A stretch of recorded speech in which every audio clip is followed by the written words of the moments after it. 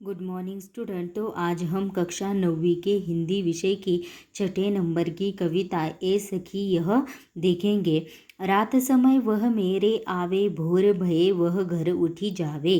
यह अचरज है सबसे न्यारा, ए सखी साजन ना सखी तारा। मतलब दो सखी आपस में क्या कर रहे हैं, बातचीत कर रहे हैं। रात समय वह मेरे आवे, पहली सखी क्या बोलती है, रात के समय पर, रात के प्रहर में वह क्या क्या हो जाए, वह मेरे आ जाए। भोर भये वह घर उठी जावे, रात का जब समय होता है वह तो मेरे वह आ जाते हैं। और भोर भोर मतलब प्रातःकाल, सुबह सुबह होने पर वह अपने घर चले जाते हैं।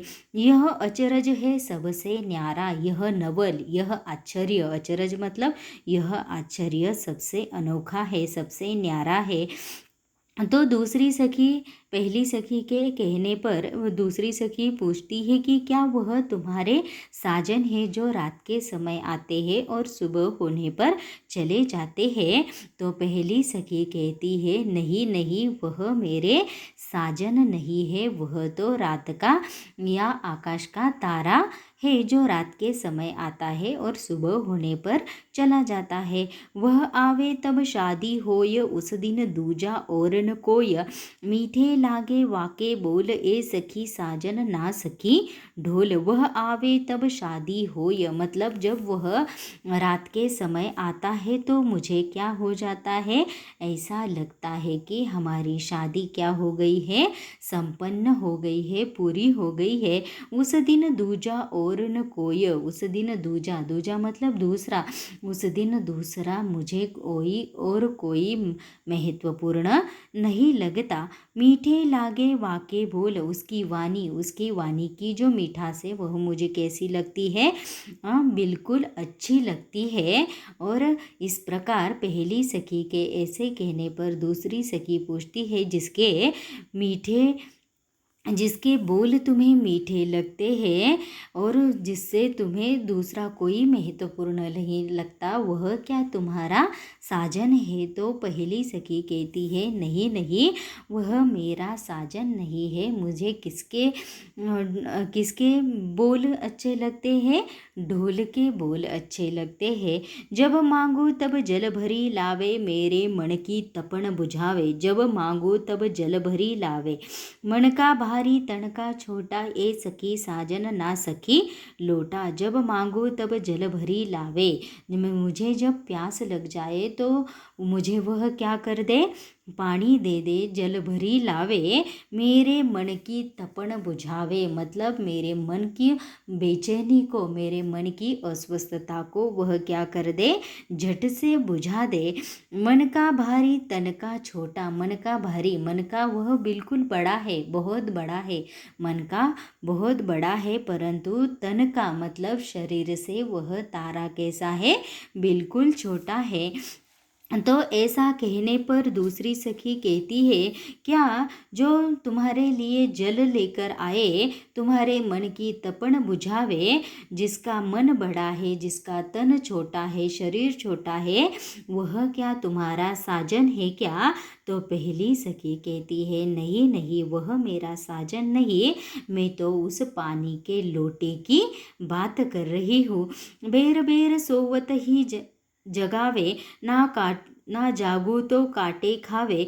व्याकुल हुई मैं हक्की बक्की, ए सखी साजन ना सखी मक्खी। बेर बेर सोहत ही जगावे, बेर बेर मतलब वह गुनगुन करके, थोड़ा थोड़ा करके मुझे क्या करता है, जगाता है नींद से। और अगर मैं रात के समय उसके आवाज़ से ना जागूँ तो वह तो काटे खावे मतलब वह क्या हो जाता है, बिल्कुल नाराज हो जाता है। व्याकुल हुई मैं हक्की बक्की, ए सखी साजन ना सखी मक्खी। वह क्या करता है कि रात के समय मेरे कानों के आसपास गुनगुन करता है। तो पहली सखी ने ऐसा कहने पर दूसरी सखी बोलती है कि क्या तुम अपने साजन की बात कर रही हो, कि तो जो तुम्हें नींद से जगाता है और तुम नहीं जागती तो वह व्याकुल हो जाता है तो पहली सखी कहती है कि नहीं नहीं, मैं मेरे साजन की नहीं, मैं तो उस मक्खी की बात कर रही हूँ जो हमेशा रात के समय मेरे कानों में गुनगुन करती है।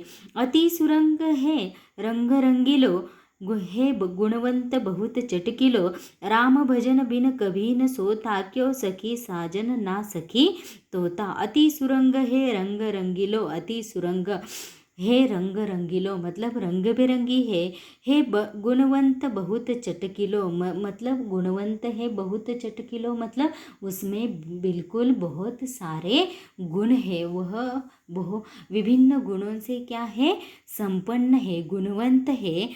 राम भजन बिन कभी न सोता, राम भजन मतलब परमेश्वर के गुणगान करते हुए वह कभी या परमेश्वर के गुणगान करने से पहले वह कभी सोता नहीं है। तो दो सखी आपस में बात कर रहे हैं तो पहली सखी ने ऐसा कहने पर दूसरी सखी पूछती है कि वह ऐसा कौन है जो राम के भजन सुने बिना कभी सोता नहीं, गाए बिना कभी सोता नहीं, क्या वह तुम्हारा साजन है क्या? तो पहली सखी कहती है कि नहीं नहीं, वह मेरा साजन नहीं, मैं तो उस तोते की बात कर रही हूँ। मैं किसकी बात कर रही हूँ?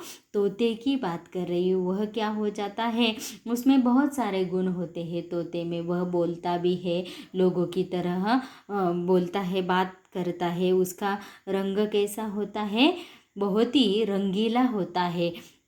तो इस प्रकार, या तोते का रंग कैसा होता है, हरे रंग का तोता होता है, मतलब यहाँ पर उसे रंगीला कहा गया है। अर्धनिशा वह आयो भोन, सुंदरता बरणे कवि कोन, निरखत ही मन भयो आनंद, क्यों सखी साजन ना सखी चंद। अर्धनिशा मतलब अर्धरात्रि होने पर, आयो भोन मतलब अर्धरात्रि होने पर वह अचानक से आता है। सुंदरता बरने कवि कौन मतलब अपनी सुंदरता दिखाने के लिए वह अर्धरात्रि में आता है। निरखत ही भयो मन भयो आनंद, क्यों सखी साजन ना सखी चंद। और मुझे आधी रात को वह क्या करता है, निखारता है। तो जिसकी सुंदरता बिल्कुल अच्छी होती है, जिसकी सुंदरता का कोई जवाब नहीं, जो अर्धनिशा में या अर्धरात्रि में आता है, तो दूसरी सखी पूछती है कि क्या तुम अपने साजन की बात कर रही हो? तो पहली सखी कहती है कि नहीं नहीं, मैं अपने साजन की नहीं, साजन की सुंदरता की नहीं, मैं तो किसकी बात कर रही हूँ, चंद मतलब जो चंदा मामा होता है, तो उसके सुंदरता की मैं बात कर रही हूँ।